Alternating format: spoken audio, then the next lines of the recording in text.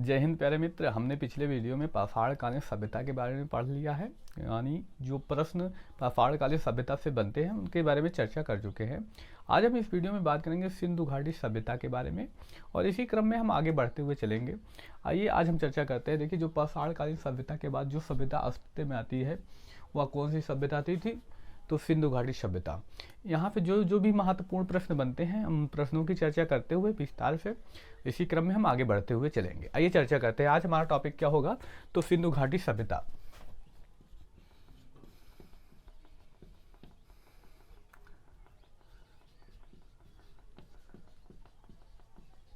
देखिए, आज हमारा टॉपिक क्या होगा?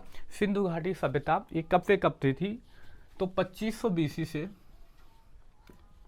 1750 बीसी, यानी 2500 ईसा पूर्व से 1750 ईसा पूर्व का ये जो टाइम पीरियड था, इसको सिंधु घाटी सभ्यता के अंतर्गत हम पढ़ते हैं और यहीं से महत्वपूर्ण प्रश्न बनते हैं, क्योंकि अभी भी इसके स्थल खोजे जा रहे हैं। तो यहाँ पे महत्वपूर्ण प्रश्न बनते भी हैं। यूपीएससी पेट का आप एग्जाम उठा के देखिए, वहाँ यहाँ पे कितने सारे प्रश्न आए थे। ये बहुत ही इंपॉर्टेंट टॉपिक है। तो आइए चर्चा करते हैं। देखिए प्यारे मित्र, सिंधु घाटी सभ्यता, इसके बहुत सारे नाम हैं। हम पहले उन नामों की चर्चा करते हैं, किन किन नामों से जाना जाता है, क्योंकि यहाँ से प्रश्न बन चुका है प्यारे मित्र। तो आप लोग याद रखिएगा कौन कौन से नाम हैं। इनके अन्य नाम, जो प्रमुख नाम आता है हड़प्पा सभ्यता। क्या नाम आता है? तो हड़प्पा सभ्यता। देखिए, इंग्लिश भाषा में इसे कहा जाता है इंडस वैली। क्या कहा जाता है? सिंधु घाटी सभ्यता, इंडस वैली सिविलाइजेशन। तो IVC अगर लिख दें हम शॉर्ट फॉर्म में, समझिएगा क्या सिंधु घाटी सभ्यता लिखा हुआ है। देखिए, ये हड़प्पा सभ्यता, इसके प्रमुख नाम में एक नाम आता है हड़प्पा सभ्यता। देखिए, हड़प्पा सभ्यता क्या होता है? जो सिंधु घाटी सभ्यता है, यानी सिंधु नदी के आसपास जो विस्तृत सभ्यता थी, इसमें जो पहला नगर खोजा जाता है कौन सा होता है? तो ये हड़प्पा सभ्यता, यानी हड़प्पा नगर होता है। इस कारण इस सभ्यता को हड़प्पा सभ्यता भी कह दिया। क्यों? क्योंकि यह पहला नगर ऐसा था जो सिंधु सभ्यता में खोजा गया, इस कारण इसको हड़प्पा सभ्यता भी कहते हैं। दूसरा नाम क्या आता है? कांस्य युगीन सभ्यता। इसको क्या कांस्य युगीन सभ्यता भी कहते हैं। अच्छा, कांस्य युगीन सभ्यता क्यों कहा जाता है?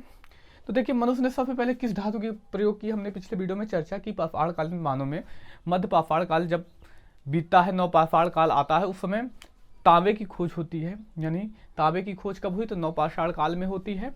उसके बाद अन्य धातु जो कांस्य की धातु जो खोजी जाती है, कब? सिंधु घाटी सभ्यता में। तो इस कारण इसको कांस्य युगीन सभ्यता भी कहा जाता है। कारण हमने चर्चा कर ली, क्योंकि इस समय कांस्य धातु का प्रचलन था, इसलिए इसको कांस्य युगीन सभ्यता भी कहते हैं। आगे बात करते हैं, प्रथम नगरीय सभ्यता भी कहा जाता है। देखिए, इसको प्रथम नगरीय सभ्यता क्यों कहते हैं? क्योंकि जितनी भी विश्व में सभ्यताएं थी, इसका विस्तार आधुनिक शहरीकरण जैसे था। जैसे आधुनिक में देखते हैं सड़कें वहाँ होती हैं, अच्छे से बनी हुई होती हैं, वहाँ पर पानी निकासी की व्यवस्था बढ़िया होती है, मकान भी बहुत अच्छे तरीके से बनाए जाते हैं। ठीक उसी प्रकार जो अभी शहरों में मिलता है, गाँव में नहीं, उसी प्रकार जो शहरी वाली सुविधाएं थी सबसे पहले कहाँ पर पाई जाती हैं? सिंधु घाटी सभ्यता के आसपास पाई जाती हैं। आगे हम पढ़ेंगे कौन कौन से नगर बहुत ही शहरीकरण के नवीनतम स्तर पे थे। आगे बात करते हैं नगरीय सभ्यता। इसको किसके लिए कहा जाता है? इसको सरस्वती भी सभ्यता भी कहते हैं। सरस्वती सभ्यता। सरस्वती सभ्यता क्यों कहा जाता है? क्योंकि इस समय जो प्रमुख नदी थी सरस्वती नदी थी। गंगा से भी पवित्र नदी कौन सी थी? तो माफ कीजिएगा, सरस्वती नदी थी। और सिंधु नदी घाटी सभ्यता, सिंधु नदी सभ्यता क्यों कहते हैं सिंधु घाटी सभ्यता?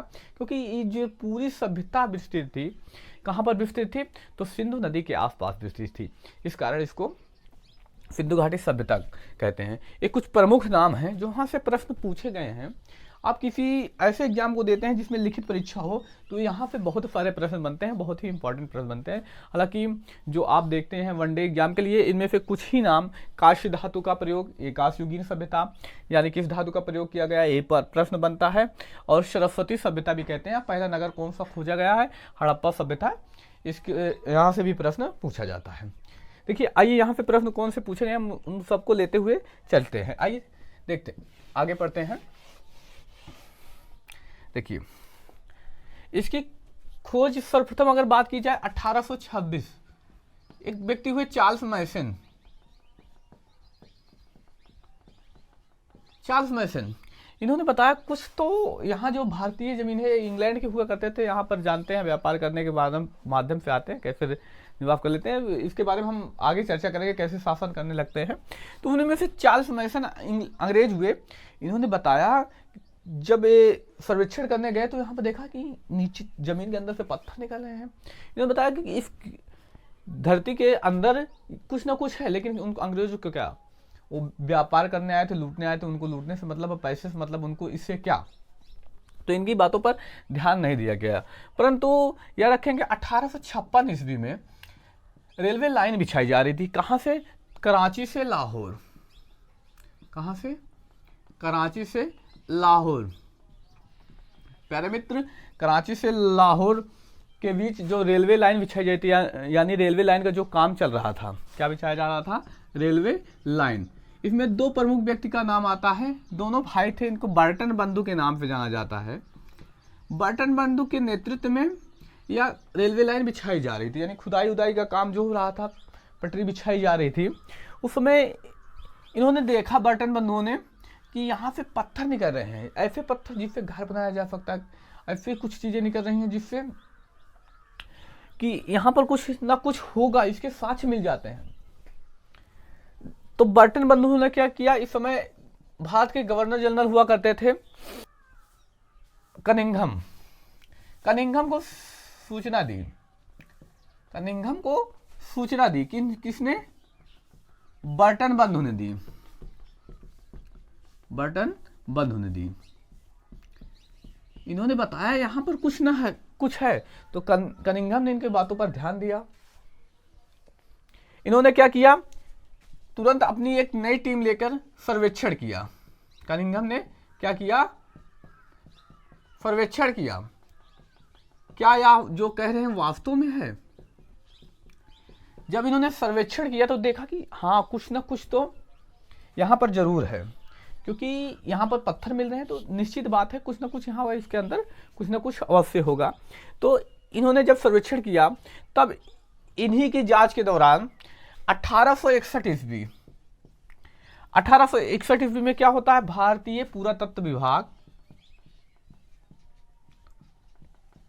पुरातत्व विभाग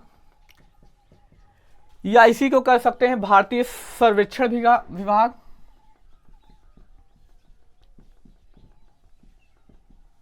सर्वेक्षण विभाग, इंग्लिश भाषा में बात करें तो आर्कियोलॉजी,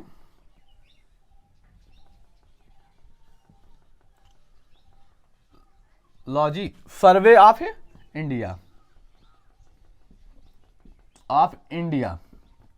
की स्थापना की गई।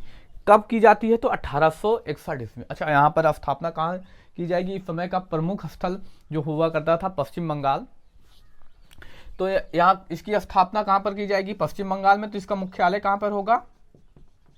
मुख्यालय इसका होगा कोलकाता में। अब इन्होंने पुरातत्व विभाग में पहली बार अध्ययन किया या सर्वेक्षण किया, जानकारी जुटाई। इस कारण कनिंघम को क्या कहा जाता है? भारतीय पुरातत्ववेत्ता का जनक। पूछ लिया जाए भारतीय पुरातत्ववेत्ता का जनक किसे कहते हैं, तो भारतीय पुरातत्ववेत्ता का जनक कनिंघम को कहा जाता है। प्यारे मित्र, अगर आपको समझ में आ रहा है तो यह वीडियो अपने मित्र भाई बहन में जरूर शेयर करिएगा। आगे बात करते हैं मुख्यालय। यहाँ पे प्रश्न कई बार बन चुका है, मुख्यालय कहाँ पर है? तो कोलकाता में है।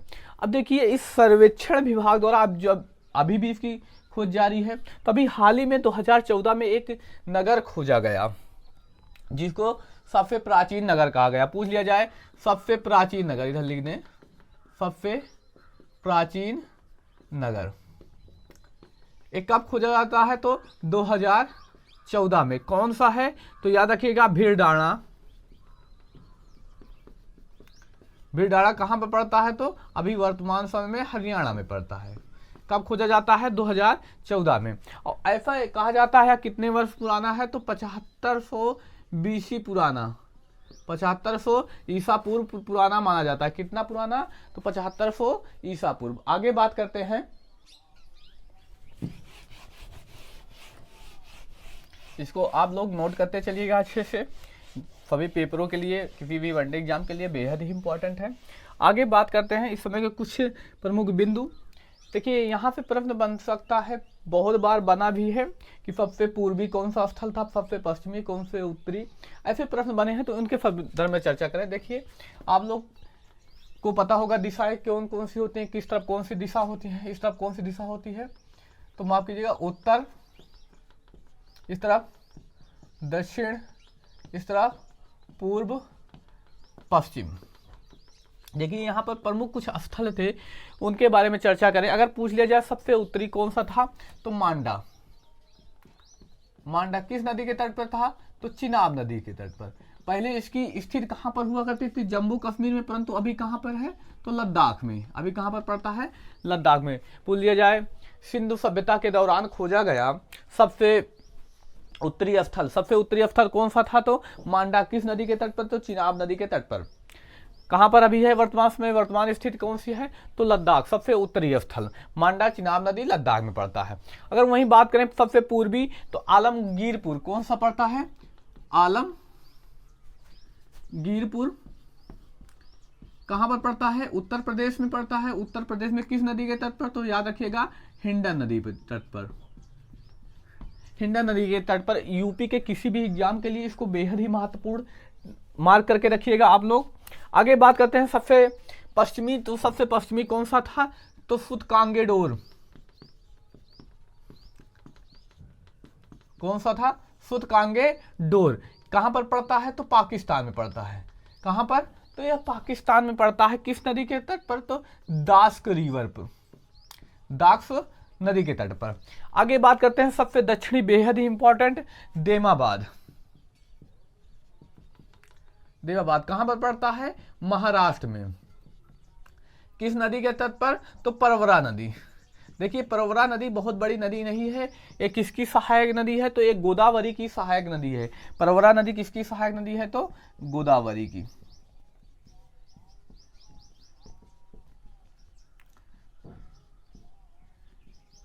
वहीं अगर बात करें जो इसका विस्तार था, किस आकृति के जैसे था, तो इसका विस्तार त्रिभुजाकार था। विस्तार कैसा था, तो याद रखिएगा त्रिभुजाकार विस्तार। जो देखिए इस सभ्यता का विस्तार हुआ करता था एक कैसे आकृति, सिंधु घाटी सभ्यता के आस जो विस्तार था सिंधु नदी के आसपास, एक त्रिभुज के जैसी आकृति हुआ करती थी, कुछ इस तरह का विस्तार था। याद रखिएगा विस्तार कैसा था, तो त्रिभुजाकार विस्तार था। और ये इसके एरिया की बात की जाए, इसका क्षेत्रफल कितना हुआ करता था उस समय, तो सिंधु घाटी तो 12,99,600 वर्ग किलोमीटर में फैला हुआ था। कितने में, 12,99,600 वर्ग किलोमीटर में। अगर पेपर में कभी कभी ऐसे पूछ लिया जाता था कितना लगभग, तो लगभग 13 लाख वर्ग किलोमीटर। अगर लगभग में दिया जाएगा तो कितना, 13 लाख वर्ग किलोमीटर के आसपास फैला हुआ था। और कुछ महत्वपूर्ण बिंदु है, उन बिंदुओं पर चर्चा करें जहां से प्रश्न अब तक बन चुके हैं।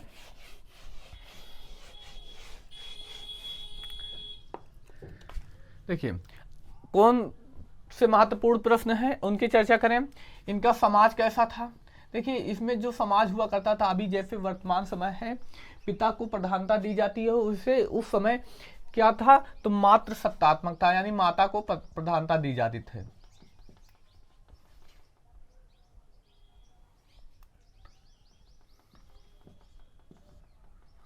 कैसा समाज था, तो मात्र सत्तात्मक। कैसा समाज था, तो मात्र सत्तात्मक।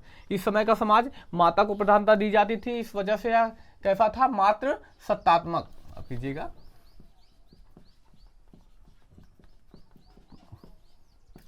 समाज कैसा था, तो इस समय का मात्र सत्तात्मक था। इस समय की लिपि कैसे हुआ करती थी, देखिए लिपि अभी तक पढ़ी नहीं जा सकी। कहा जाता है कि इसकी इस समय की लिपि भाव चित्रात्मक थी, यानी चित्र को देखकर उनके मतलब उनके भाव से पता किया जाता था कैसे यहाँ पर क्या लिखा गया होगा। तो इस समय की लिपि भाव चित्रात्मक मानी जाती है। और इस समय का व्यापार क्या था, तो व्यापार, इस समय का व्यवसाय, व्यवसाय क्या था, तो व्यापार था।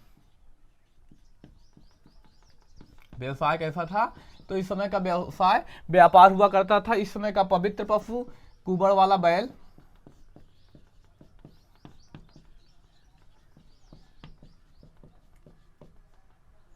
कुबड़ वाला बैल।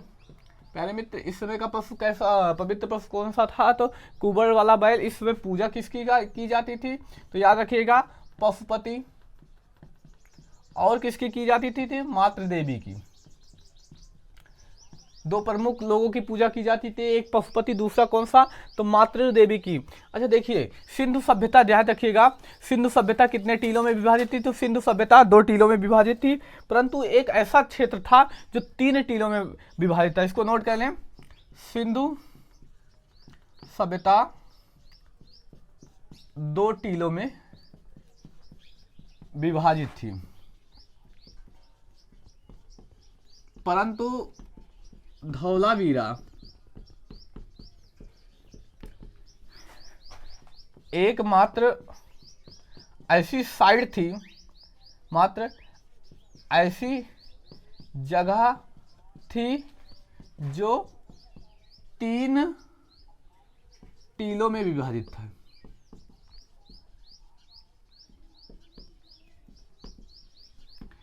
याद रखिएगा, क्योंकि यहां से प्रश्न पूछा जा चुका है। सारी ऐसी स्थल थे जो 2 टीलों में विभाजित थी, लेकिन धौलावीरा एकमात्र ऐसी जगह थी जो कितने टीलों में विभाजित थी? तो 3 टीलों में विभाजित थी। अरे धौलावीरा कहाँ पड़ता है? तो गुजरात। धौलावीरा कहाँ पे पड़ता है? लिख लीजिए, गुजरात में पड़ता है। ये महत्वपूर्ण बिंदु। और यहाँ पे हम आगे बात करेंगे अगले वीडियो में कि कौन कौन से महत्वपूर्ण स्थल हैं और उनसे कौन से महत्वपूर्ण प्रश्न अभी बने गए हैं, वहाँ पे कौन सी वस्तुएं प्राप्त हुई हैं जिनसे महत्वपूर्ण प्रश्न बन सकते हैं। अब मिलते हैं अगले वीडियो में इसी बिंदु के साथ जो हमने अभी चर्चा की सिंधु सभ्यता का पार्ट 2 में, और वहाँ पर चर्चा करेंगे अभी तक जो प्रश्न बचे हैं। अगर आप लोगों को यह वीडियो पसंद आया है और आप लोगों ने इतनी मेहनत की है तो हमारे चैनल को सब्सक्राइब कीजिए, अपने मित्र भाई बहन को शेयर कीजिए, जो इसके योग्य हों उन्हीं को शेयर कीजिएगा। अब मिलते हैं अगली क्लास में। धन्यवाद, जय हिंद।